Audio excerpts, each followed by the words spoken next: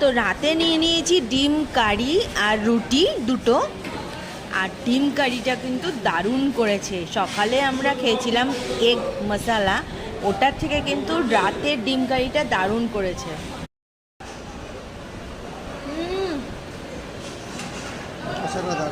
দারুণ কষাটা, তাই না? দারুণ করেছে কষাটা, ব্যাপক। তোমরা পুরীতে এলে অবশ্যই নবান্নতে একবার অন্তত খেও। আমি বলছি তোমাদের খুবই ভালো লাগবে। এটা হচ্ছে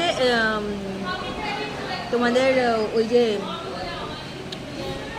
ইস্কন মন্দির থেকে আরেকটু এগিয়ে আসবে, তাহলে নবান্ন হোটেলটা দেখতে পাবে।